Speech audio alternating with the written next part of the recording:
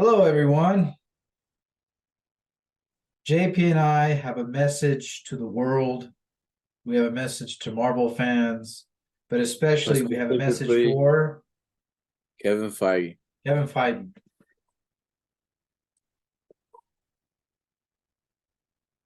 Do you see this image right here? Do you see it? Okay, I know what you all are thinking. Oh, Alma and JP, you already reviewed Quantumania. Oh, we did. You can watch that. We're not here, however, to talk about Quantumania. We're here to talk about this guy. And why are we talking about this guy? JP will tell you why we want to talk about this guy right here. It's very So Alma personal. and we were watching Secret Invasion, the finale, and we talked right after. Like it was one of the first shows that we watched together, and we saw the finale together. And we just started to pour out our quick take that ended up being an hour or an hour and a half take. I can't remember. And we just started to talk about how like we're hearing from fans and everyone, including ourselves too, that we're very disappointed in just what has Marvel has been making. So we will do another video on Secret Invasion, but we started talking about like how do we engage the audience back again? How do we pull back? How do we have the fans as excited as the Infinity Saga was? Like how do we get to a point where we love the characters that are being portrayed? And how do we go back to the good times, the good old times?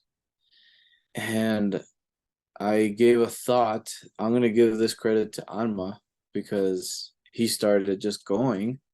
But we're thinking about how do we fix this multiverse saga? How do we fix this while keeping the movies that have already come out the same? Like we can't just go back and just uncanon things. So I had a thought. I was like, why don't we make a movie about Kang? And and Alma's like, I think you're onto something. And here's the funny thing. Like I'll have this thought, but Alma really dives into it. Like he gets into the nitty-gritty. So here's the thing, everybody. And you guys know this, hopefully by now. Kang the Conqueror is one of our all-time favorite villains. Let me interlude real quick. I don't remember if I said we should make a King movie, but I do remember Alma saying that you're onto something. But yes, King King is way more scarier than Thanos. But keep going. So just going off of what JP is saying right there, we didn't feel scared of Kang in Ant-Man and the Wasp Quantumania. We did feel fear in Loki. Keep going. Yes. When Loki, which is our favorite MCU project on Disney Plus, by the way, when we saw the end of Loki and you see Loki look at the statue of Kang, fear. Fear. Now, two little tiny rants. My first rant. We were coming in a time of the pandemic. I am very grateful for what Marvel gave us on Disney Plus. Those first, I want to say, 4 Disney Plus series were great. But as many fans have already pointed out, we have lost cohesiveness We have lost connectivity. We have lost 1, 2, 3. Relatability. Okay, we have lost relatability. Now, I'm okay, JP's okay with the introduction of new characters. That's fine. We're okay with stories coming to a close. And yes, this has been said before. Maybe we should have focused on quality versus quantity. JP and I love Shang-Chi. JP and I love No Way Home, but those are separate in what we're going to talk about today. So JP brought up the fact after we had our big hour-and-a-half conversation about Secret Invasion about how he's very confused with the Multiverse Saga and how he wished something could be done about it.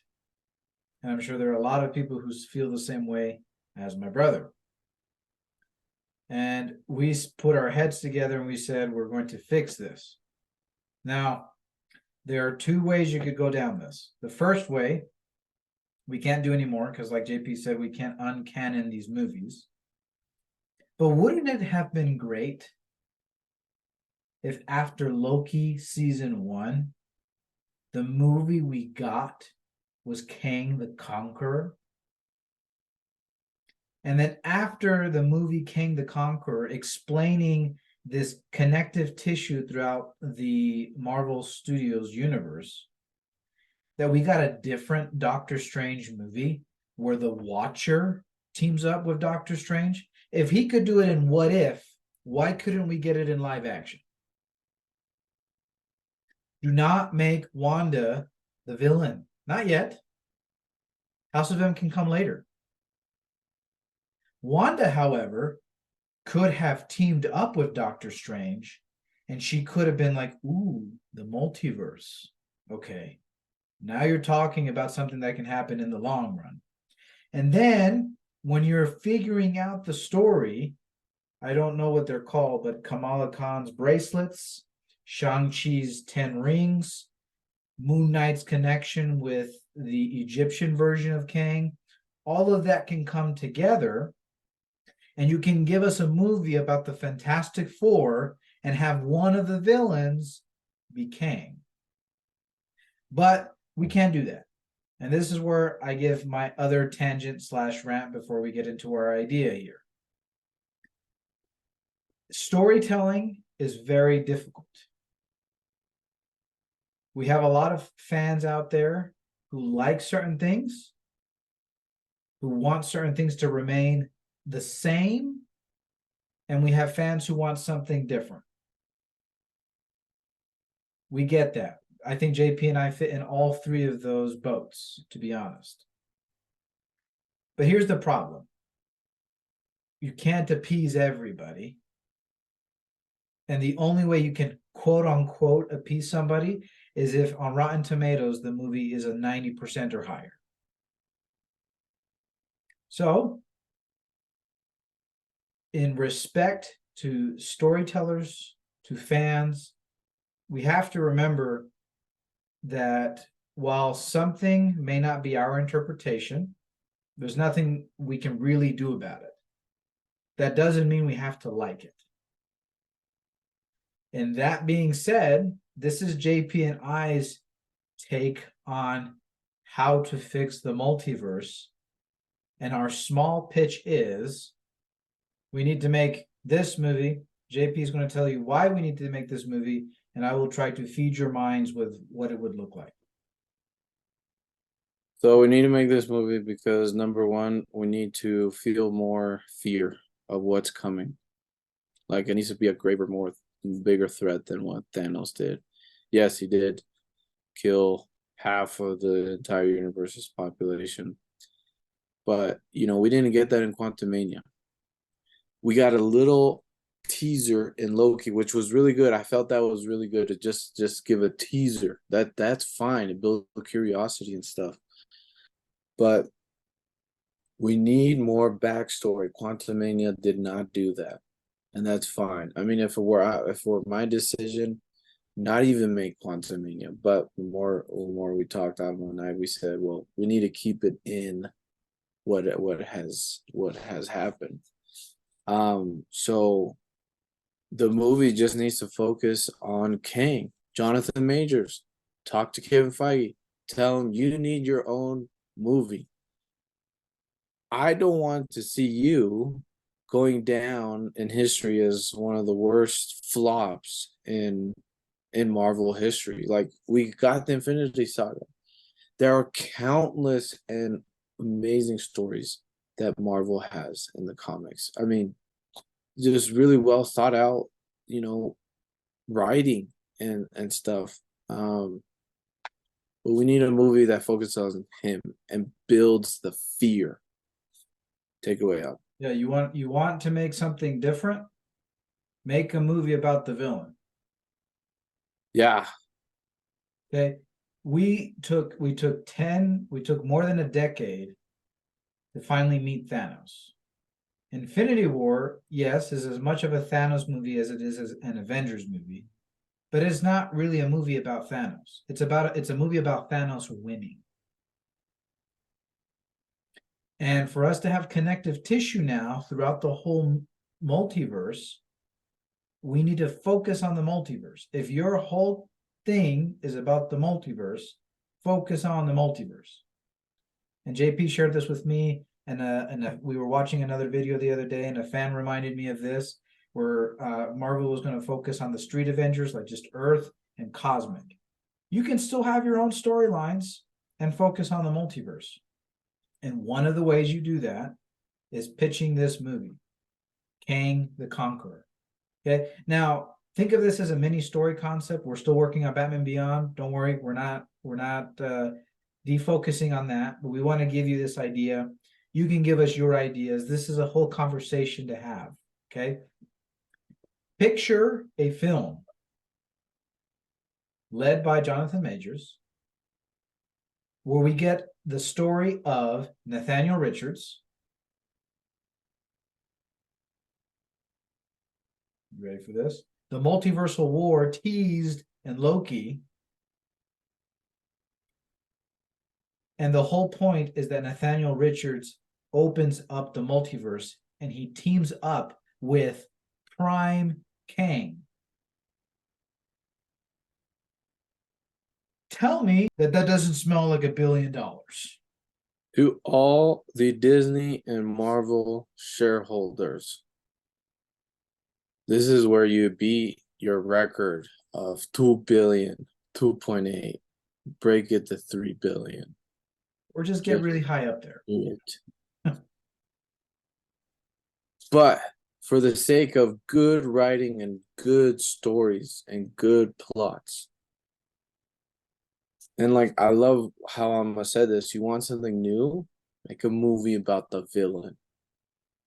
Tell us why we would side with him. Tell us why we wouldn't. Help us navigate through the right and wrong. Show us why we need to fear Kang. Here, Marvel, Disney, can you imagine the Watcher showing up in this movie? Can you imagine the beautiful writing and directing and casting that you could personify in a movie about the villain? And how the villain becomes the villain, or how the villain or the hero becomes the villain? I think you potentially have something that can help us feel more connected to the multiverse saga.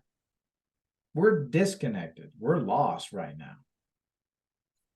Nothing's making sense. Where is Shang-Chi? Where is Moon Knight? Where is Captain America? Where's Thor? Where's Doctor Strange right now? We had a decade of getting close to characters we grew up with. Now, I know you can't replicate a decade because you're trying to convince the consumer to now. But if you want to do that, you can't just put out 2 to 3 projects a year that have nothing to do with your new line of sight, which is the multiverse. At least that's our opinion. What came out, except maybe for Shang-Chi, which could have been TV shows. The Marvels, Captain Marvel. You gave us this idea that we're going to be going into the multiverse. But movies, 4 multiverse projects, sort of. What If, No Way Home, Multiverse of Madness, and Quantumania. I think there was one more too. But yeah, those movies should have helped us in the beginning of what this new era. Now, of course, there's the whole thing about the films need to feel like solo films, like Guardians of the Galaxy. Yeah, And amazing film. that's fine. You can make a James movie Gunn, like, awesome job. about the character that you can make one solid film. But we need to have this interconnective tissue. I'll tease your brain a little bit more because this is what I see in my head, okay? This is what I love, all right? Let's just say that Nathaniel Richards falls to his knees and his world is imploding upon itself because of an incursion. Because Prime King wanted to do it. Exactly. And he says the words, "What have I done?" You figure out your whole cinematography however you want to do it, and you end it on a cliffhanger, and you bring out the Loki theme. I'm excited even just thinking about it. I'm pumped. And then you can think about why Prime King was banished. Then you can think about all these other variants of Kang and how they could be plopped into different types of projects. And you have saved the Multiverse Saga. Then you give us Deadpool 3. You give us Loki season 2. You can have projects that are about the Multiverse Saga, and you can have projects that sit by themselves. But one of the coolest things about OG Marvel was that they all were leading up to something. You felt it in each film. So if you're going to take one of our favorite villains of all time, pun intended, and basically tell us that the humans have tampered with the multiverse and he was sucked into some kind of weird boom tube and we're never going to see Prime King again, I'm not afraid of any of the 3 Kings that showed up. I'm excited like the rest of the Kings in the Council of Kings, especially the zombie one. He's like, Prime King is your ticket, and we need a movie about Prime King, Nathaniel Richards, that shows us, as JP has referred to, the fear of the multiverse and why Doctor Strange, the Watcher, Spider-Man, whoever else you want to be the leader of the Avengers, have to take on this huge threat. This guy that's looking for his chair, for his bracelets, for his rings, whatever it is. And you save the multiverse.